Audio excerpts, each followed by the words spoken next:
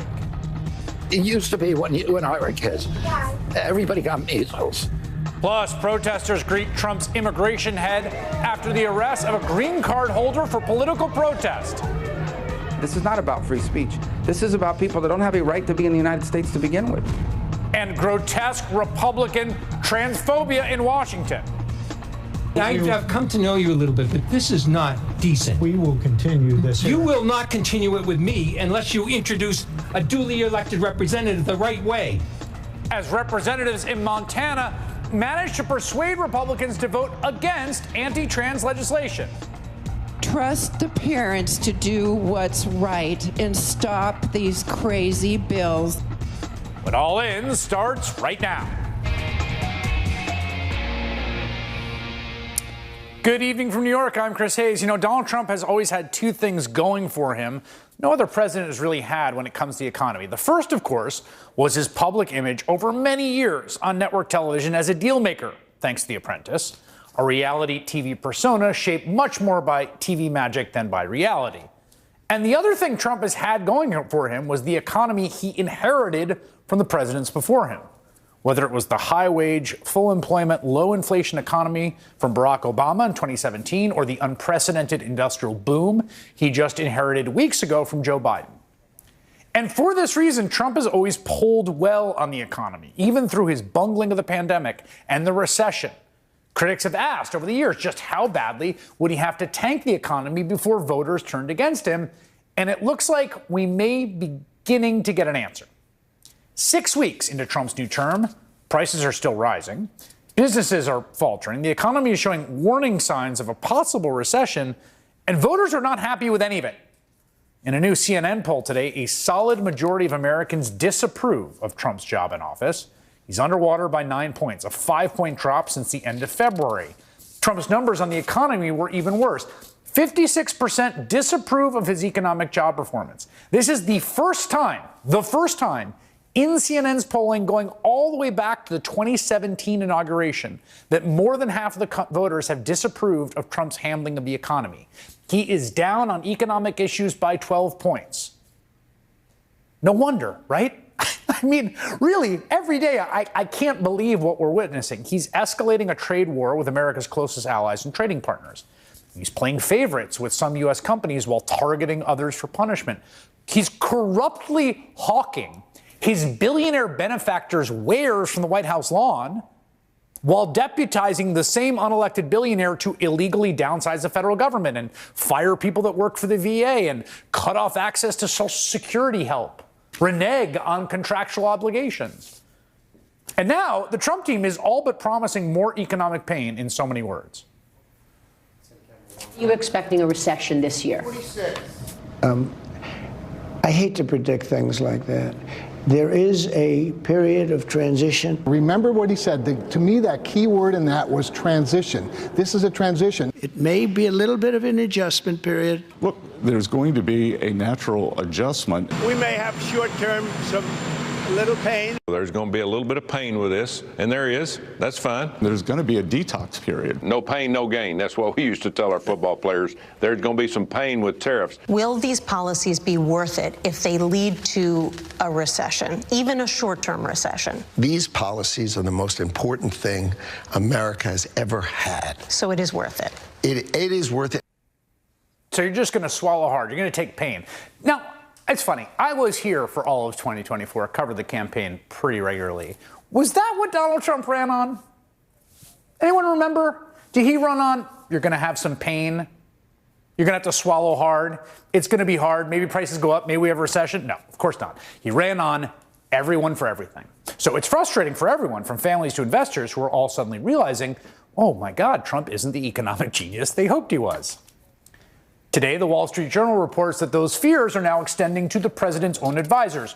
Trump's aggressive approach to tariffs has unnerved some Trump administration economic officials, including staff of the National Economic Council, who are concerned that tariffs and uncertainty over trade policy are tanking the stock market and fueling price increases on everything from energy to construction material, multiple sources told the Journal.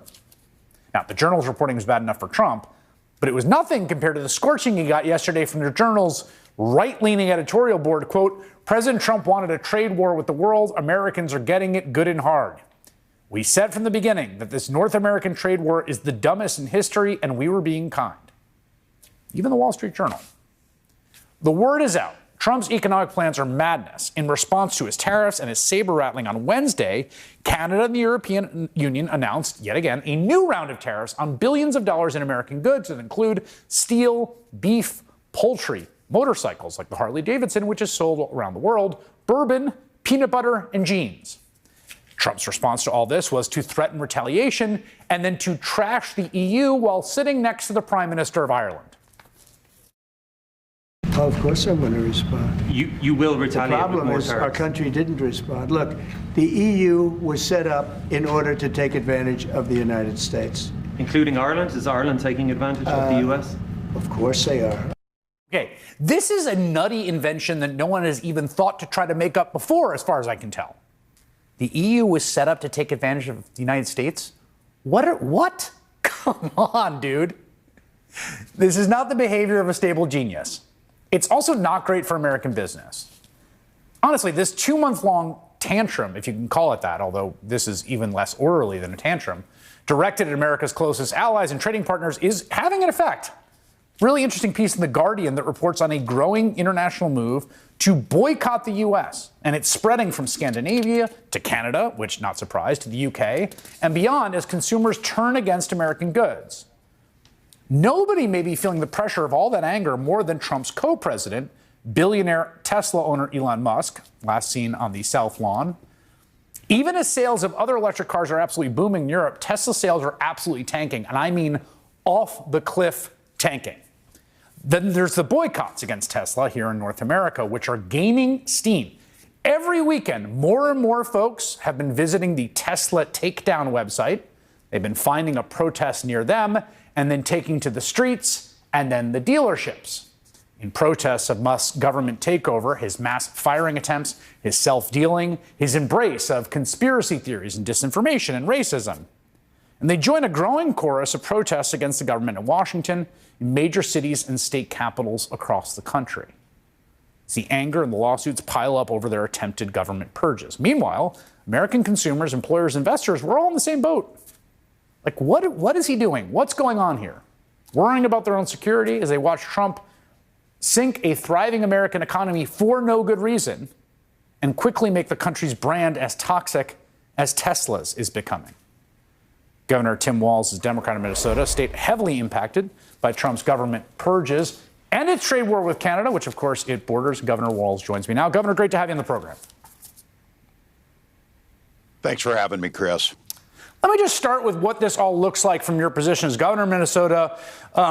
Obviously, a state right next to Canada. I imagine you have good relationships. I imagine there's a lot of trade that goes on between your state and Canada. What has this all meant for your state? Minnesotans like Canadians. We share a lot, and we share a great relationship. First of all, they're our biggest trading partners. It's incredibly disruptive. The number of people who cross the border both ways, Minnesotans going into Canada to work and Canadians coming into Minnesota. It's beneficial to both of our countries. Look, we get 90% of our potash, which is the fertilizer for our huge ag economy. That's real impacts on real producers, driving up costs for producers at a time when we can't sell our products because Donald Trump has this ridiculous trade war going on.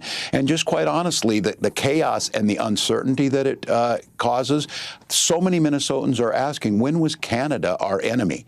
And it makes no sense. It's very difficult as a governor to be able to set and think about budgets, to be able to think about how are we going to continue to attract folks here. And then he starts, as he did today, a day that I've dreaded as a teacher, as a parent of a student in public schools, and as governor, a senseless attack on the Department of Education. And I hope that I think your viewers know this is, there's no plan behind this. Donald Trump doesn't know how anything works. Donald Trump is this caricature that had a reality TV show that pretended like he knew how to run businesses. The reality is he doesn't. As a governor, We have to make these things work. Local school districts have to understand what are the impacts going to be when you lay off 1,300 experts who are there to make sure that every one of our children get an equitable education. And so it's chaos. And look, I think he thrives in this. And then he tells his supporters that only he can fix it. He's the guy who goes and starts the fire and then stands there and gives directions and acts like he knows how to put the fire out. He has no clue. So it's an arsonist with our economy. It's an arsonist with our institutions.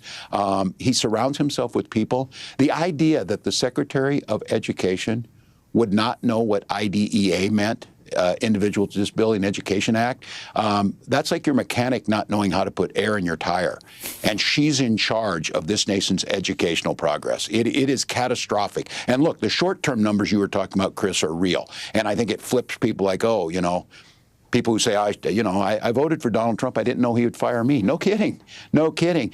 What I worry about is the generational change that this would make. Look, Ruby Bridges needed to be escorted into those schools and the folks who went into Little Rock because we didn't have an education department that ensured her civil rights were respected. That's gone now. And my son, those of you, your viewers who are out there now who have individual education plans that let them thrive and be their best people, what do they want us to do? Warehouse these kids, not give them the skills? And this is going to impact local schools directly. So it is absolute chaos. And the question I ask is, you said it, Chris. He didn't run on this stuff. He told you he'd lower prices. You know the one thing Linda McMahon in her press conference did not say? She did not use the word children, if I'm not mistaken. She did not talk about educational outcomes. They view education as an expense, just like Elon Musk talks about entitlement programs. Those aren't entitlement programs. Those are the things keeping my mom alive. She paid into Social Security for 80 years. She should get that money back, and that's not what they believe. I want to go back just on that Canada issue and then come back around to the education cuts. I mean, you know, this insanity about we're going to take Canada, 51st state, calling Justin Trudeau governor. It's nuts and it's stupid and it's silly. But at a certain level, it's like, I think across the border, understandably, they're starting to take it seriously. It's the only possible feasible rationale that anyone could kind of figure out for this trade war he's launching. And I wonder, again, as a border state with relationship, you've been talking to your other leaders in Canada. There was this 25% surcharge on your electricity, which was dropped at the last second. Yeah. Like, what do you make of those threats and what they mean to that relationship between our two nations? Yeah. Yeah, and so I don't blame the Canadians. They have to respond to protect their sovereignty and what they're doing. And when Donald Trump puts these on and takes them off, this has so much more damage than him pretending like it didn't impact. We have become untrustworthy. Yeah. And so if they are buying our soybeans or they're buying our corn, they're going to go look for a fair trading partner. And what Donald Trump doesn't understand, he thinks what he did in 2018, where we subsidized farmers to the tune of about $1.63 per bushel of soybeans just to keep them above water as he was fighting his trade war. We lost markets that took us decades to cultivate. They went to Brazil. They went to Argentina. And now we've got a surplus of products while input costs have gone up and nowhere to sell them. This is catastrophic. I had an event out on a farm. Look, I know many of those people didn't vote for us. But what I know about farmers is they understand international trade a hell of a lot better than Donald Trump. And they know this is just ridiculous. I think he gets this in his head. And it's, it's like pretend for him. Like it's not real. These are long-term cultural shared values. They matter. And the damage that's being done, the lack of trust that's happening, very difficult. So when I call Premier Ford or I call to Manitoba, they feel bad. They know that this is not all the American people doing it, but they feel like they have no recourse except to respond accordingly. And again, he negotiated the damn trade deal with them. If trade is so bad with Canada, he was the guy who signed the deal. It defies logic. But look, I think this is how he ran business. He stiffed contractors. He stiffed workers. He doesn't pay his bills. He declares bankruptcy. The one thing is, his claim that he's the business president, he is the worst possible business executive that I have ever witnessed. And I hope, this is what we need. I need the business community to speak up. The Wall Street Journal, thank you.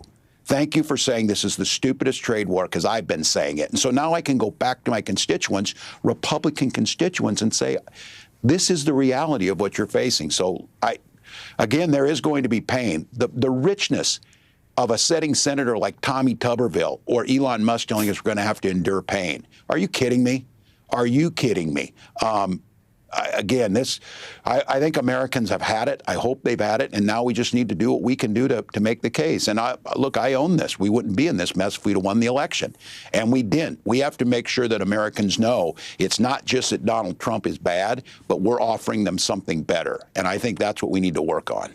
Let me ask you about that. You said I own this. I mean, obviously, I think, look, after any election, there's just a billion different counterfactuals you can run. There's so many different things. One of the things I've seen in a few interviews you've given, which I think is interesting, is a sense that the campaign that you and your running mate Kamala Harris ran was risk averse, that it was careful. And one of the things I've really perceived is it seems to me there's a huge gap between Musk, Trump, and MAGA world, which seem recklessly risk-seeking. I mean, truly, there's no amount of risk they can't brook. Like, they really want as much risk as possible. And Democrats who seem excessively risk-averse. Do you think it's a fair characterization? Am I onto something here? No, I think you are. And look, I'm conservative. I believe that systems work for a long time, that you don't have to break them. Are there improvements that need to be done? Yes. And I think we're guilty of sometimes of not acting. Could the Department of Education be more efficient? Absolutely. Are there things we can do there? To get rid of it makes no sense. And so my point on this, and again, I'm probably the last person to give advice because we didn't get it done, but I just felt like Donald Trump floods the zone with this. And I think, Chris, if you'd go ask the average American, what does the Department of Education do? They might not have a clear vision of it. So when Trump says it's a bunch of bureaucrats interfering with your local schools, give local control, we'll give you the money, it sounds pretty good. And we have not provided what that alternative looks like. Right.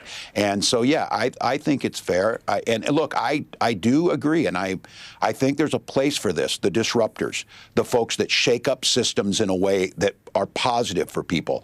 But I keep saying this. What is the goal at the end of the day? What is the goal and where is it backed up? There's not a single economist backs tariffs. There's no one there. You know, Linda McMahon, I bet she's never been in a public school. What is she going to do to improve our students' outcomes and lives? And there's a vacuum for us to fill. We should get out there and fill it. Talk about what we're going to do. Speaking of filling a vacuum, there was word reported last week, the head of the Republican Congressional Committee that sort of, is talking to those frontline members, basically telling all members, House members, Republican members, don't have town halls. It's not worth it. You're just going to get yelled at. Don't do it. And a few Democrats, and I think you're one of them, have basically said, look, we'll do it. If you've got an area of this country that you want to talk to someone and your own Republican rep won't talk to you, I'll go do it. Is that still an open offer from you? Yeah, I'm going. I'm going Friday, I think. I'm headed to Iowa.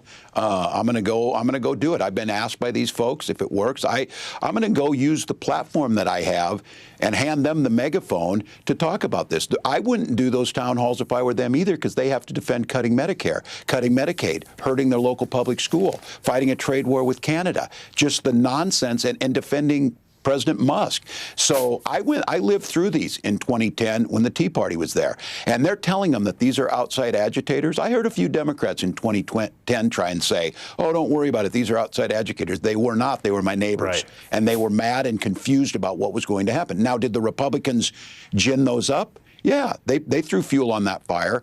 I'm going to go out there and make sure that those folks down in Iowa know that their rep doesn't want to come talk to him, but he voted for this stuff. He voted to defund these things. He voted to make it impossible to talk to the VA and cut 70,000 people to care for our veterans. By the way, many of those 70,000 veterans themselves. So I think, again, this is us going out and talking to people, making the case that people are absolutely clear that both parties are not the same. One stands with Elon Musk, the billionaires, and the dismantling of America as we know it, and one that's going to be there for their families. And if we're not out there, Donald Trump, all the podcasts, all the money will fill that void. Yeah. So, yeah, I'm going. And if they ask, I'll go.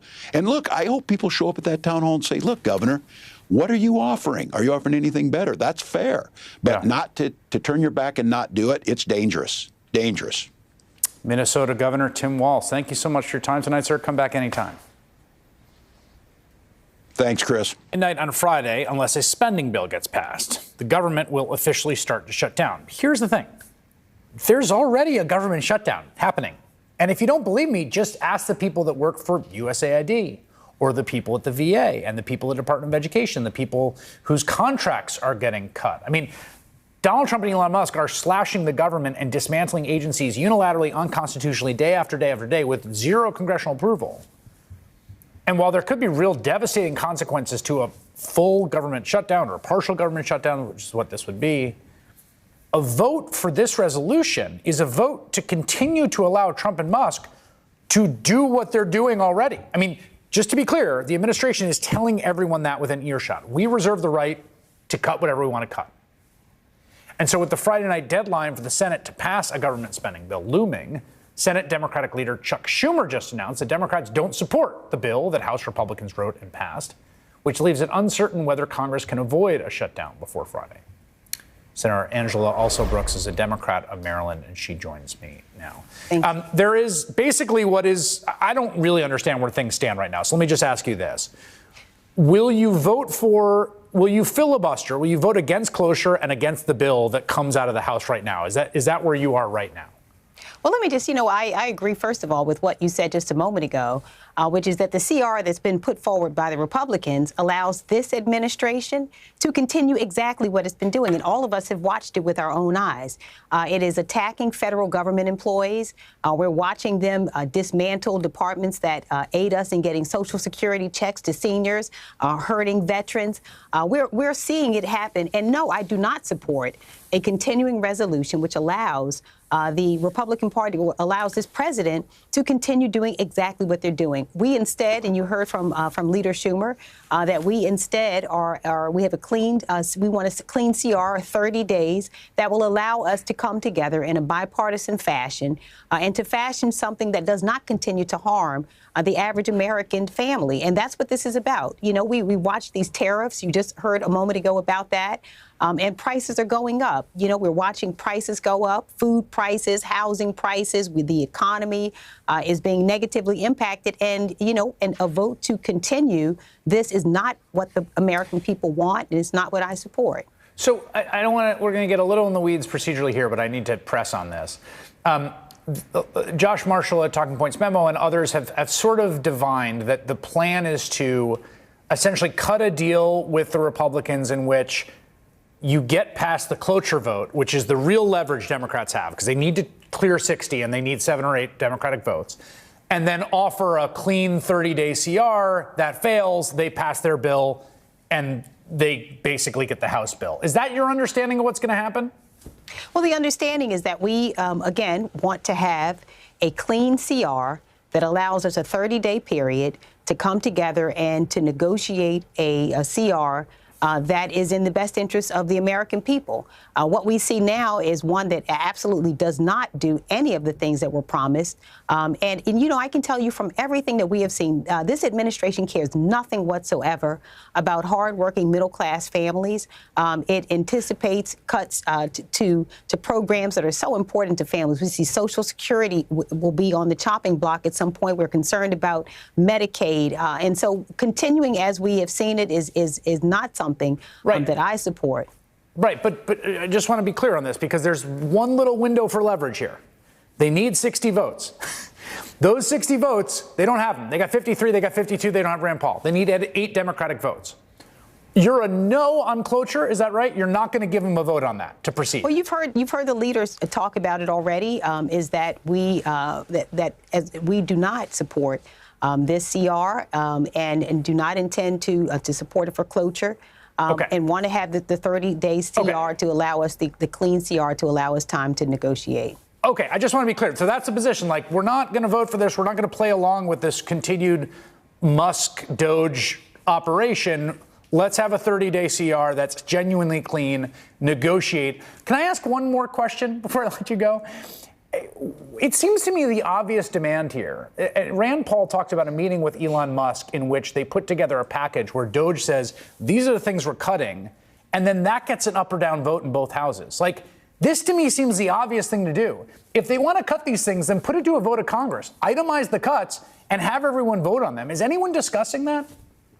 Well, you know, we have folks who are negotiating on our side. But what I can tell you is that the CR that's been put forward is not bipartisan. They have not accepted input from the Democrats, and we want something that is truly bipartisan and allows us, again, to ensure that we are not handing over the government to these billionaires. All of this is about tax cuts for billionaires. None of it anticipates anything for average, hardworking, middle-class families. In fact, as I've mentioned, it harms us in every possible way. We've seen the witch hunt against federal employees. We've seen already the concerns around cutting veterans benefits, Medicaid for sick children. It's horrendous, and we do not support it.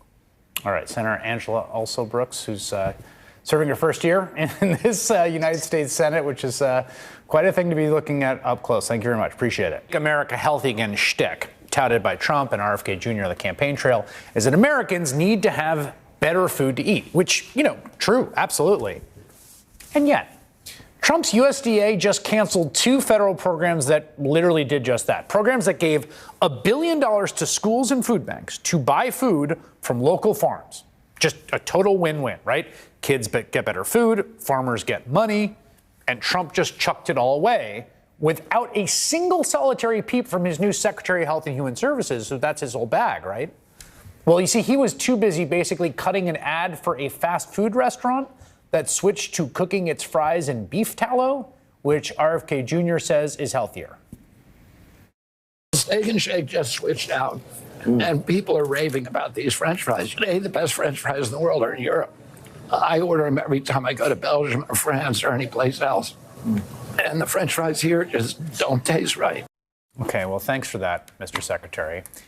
While he's doing that, the deadly measles outbreak was spreading. There have now been at least 280 cases of measles reported since the beginning of the year. That's compared to 285 cases recorded in all of 2024. And we should note that health officials in Texas warn the reported number of cases is likely a large undercount because many people aren't getting tested. The man in charge of American Health, when he's not chowing down on those delicious beef tallow fries, keeps casting aspersions on the measles vaccine. It used to be when you and I were kids, everybody got measles. And the measles gave you lifetime protection against measles infection. The vaccine doesn't do that. The vaccine is effective for some people for life, but many people, it wanes. Dr. Ashish Jha is the dean of the Brown University School of Public Health. He served as the White House COVID response coordinator under President Biden. Just this week, he penned an op-ed titled "Measles is Back and a Lot More People Are at Risk." And he joins me now. It's good to have you, Dr. Jha. I got to say, I thought I was having like a stroke when I was listening to Robert F. Kennedy Jr. describe that, because this was exactly what people would say about COVID. Oh, well, the way to get immunity is to get the disease. But then my understanding is that we figured out this very cool hack where you could get the immunity without getting the disease, which is called vaccination, which is the whole point. Like, what am I missing here? You're missing nothing, Chris. And first of all, thanks for having me back. Look, this is 200 years of medical progress. We have figured out exactly that hack, that we can get your immune system prepped and ready without having to get really, really sick. And Robert F. Kennedy, I think, wants to bring us back to the 16th and 17th century, when the only way to do it was to rough it, get infected, have a lot of kids die.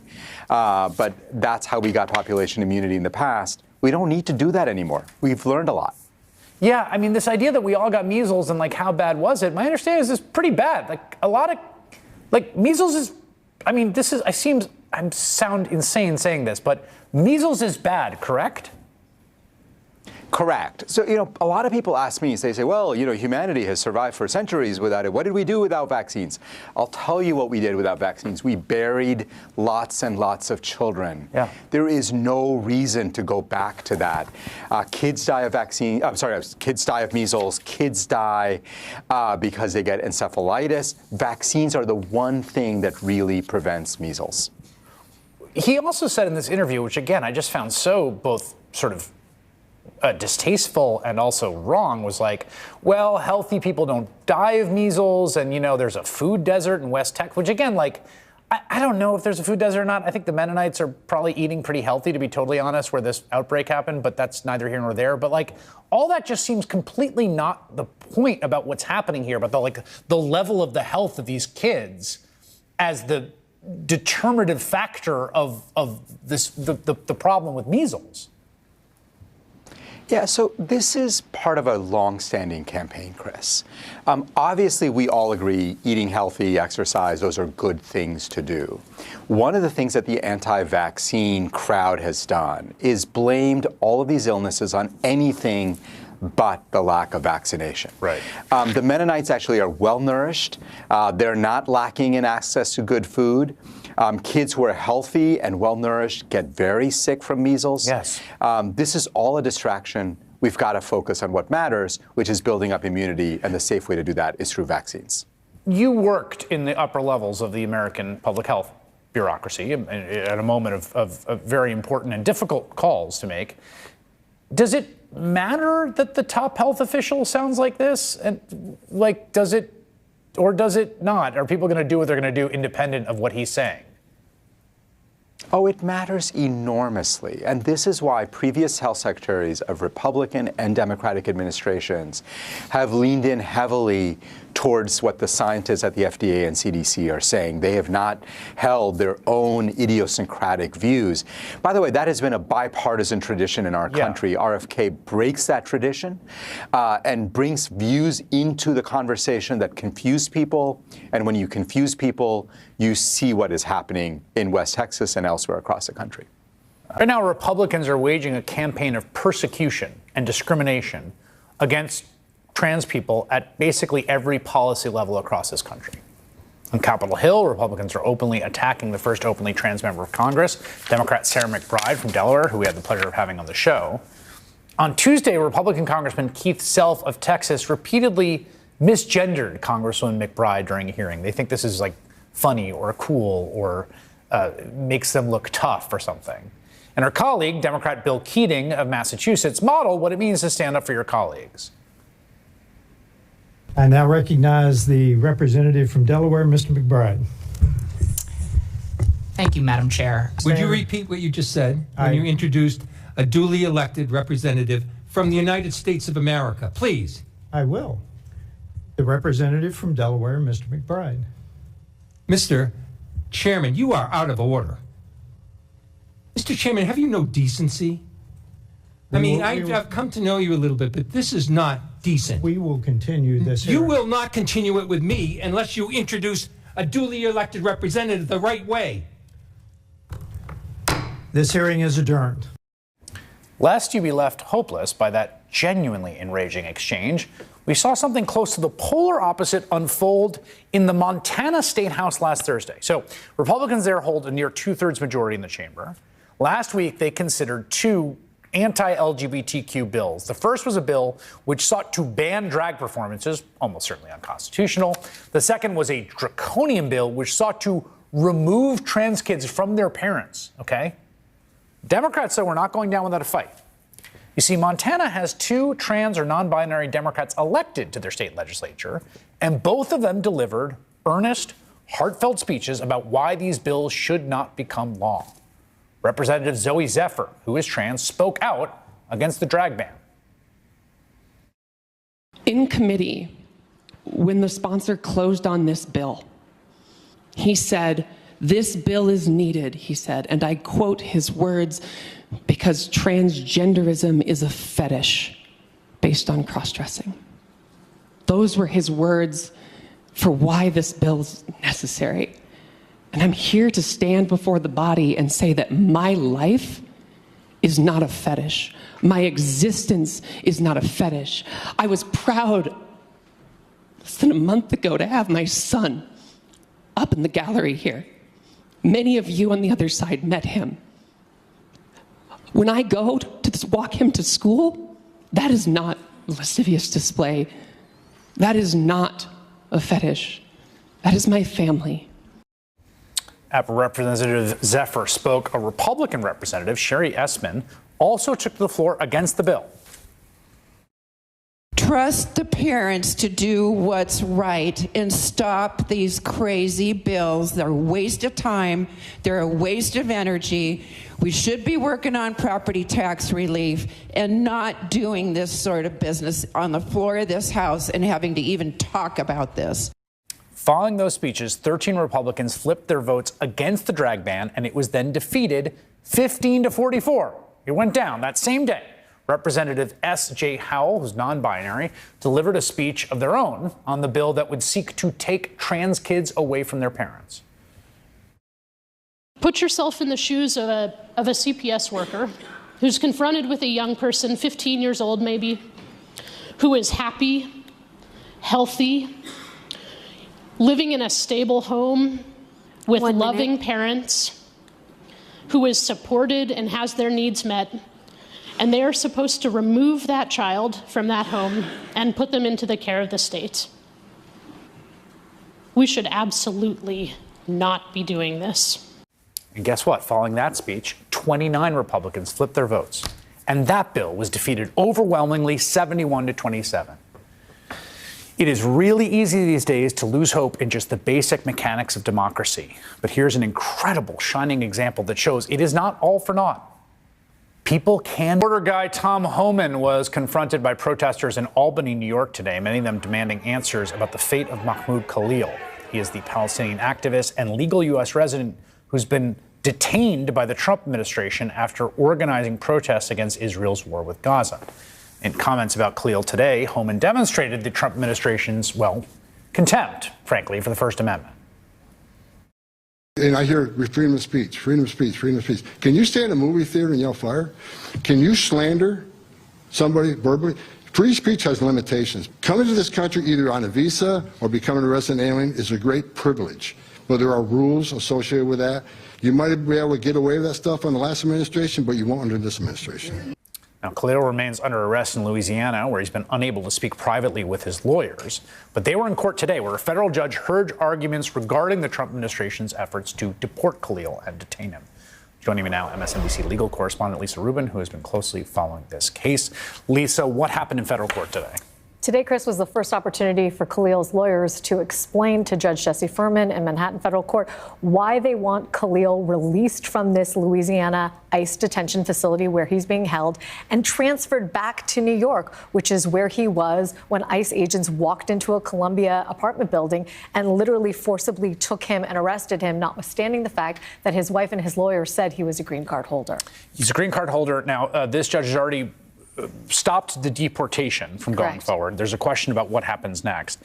One of the things that's so crazy about this case is the government isn't saying he broke the law. Nope. No criminal contact. In fact, even contra Tom Homan there, they're not even saying that that his speech ran afoul of some rule.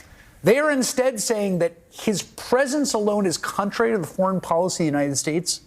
That's essentially what they're saying, because he has led activities that they say are aligned with Hamas. Now, there is a provision of the Immigration and Nationality Act that affords the Secretary of State, and that's why Marco Rubio is involved here, with the discretion, personally, and only him, with the discretion to make a reasonable determination that a particular alien has to be removed or could be denied entry from the United States because of potentially serious adverse foreign policy consequences. And if you're asking yourself, that doesn't sound like something that we do, it's because we don't usually do it. In fact, the most recent case that I can find about this is from 1999, and it involves the deportation of a Mexican national who was a diplomat and former government official who was deported by then Secretary of State Warren Christopher. Why? Because he literally thought that the man's presence in the U.S., because he was wanted for crimes in Mexico, could deteriorate projects between the U.S. and Mexico as they were trying to establish a better working relationship. Yeah, and what you know, there's this kind of constant bad faith with the representations of this administration, frankly, about why they're doing things. Yep. It seems clear that he's being punished for his political speech. That is certainly what his lawyers are saying. And they're not only saying that he's being punished for his political speech, but that he's being retaliated against because they had the audacity to bring a habeas petition, meaning a legal proceeding to argue for his release. They're saying that because they brought that petition while he was still in New York or New Jersey, the federal government retaliatorily transferred him to Louisiana, where they believe they would have a better chance of keeping him in detention and then deporting him. Yeah, there was a little bit of kind of habeas corpus three-card Monty happening here, which was, oh, well, we looked up on the system. He's in Elizabeth, New Jersey. We filed in the correct jurisdiction. And the government saying, whoopsie, he's in Jena, Louisiana. Your petition doesn't apply here. That's correct. And the government has until tomorrow evening to file a motion to transfer these proceedings to Louisiana because it's their contention that the federal court here in New York doesn't even have jurisdiction over him. Now, I heard a really brilliant immigration attorney and Professor Peter Markowitz, who was on NPR, local at WMIC this morning. He made this point about this law, which has not been tested at the highest level before the Supreme Court, right? This amazing power. He said, the statute is ambiguous, but to the extent it gives them the power they say it has, it must be unconstitutional, which is to say, if you can, based on pure speech concerns, protected political activity, individually deport a person, that runs afoul of the Constitution. Ultimately, some federal judges are going to have to weigh in on that. Yes. And right now, under existing Board of Immigration Appeals, that's like an administrative court precedent, they're essentially saying that when the Secretary of State makes this kind of determination, it's not reviewable. It's entitled to deference. You have to take it facially for what it's worth, so long as he actually writes down and memorializes why this is contrary to the foreign policy interests of the United States. There is an exception here, and it says you can't punish somebody for their beliefs or their speech unless, again, the Secretary finds that there's a compelling foreign policy interest in getting them out of the country. And that's where I think Markowitz really does have a point about the unconstitutionality. A lot of reverse engineered ad hoc justifications floating around these days. Lisa Rubin, thank you very much. Thank you for having me.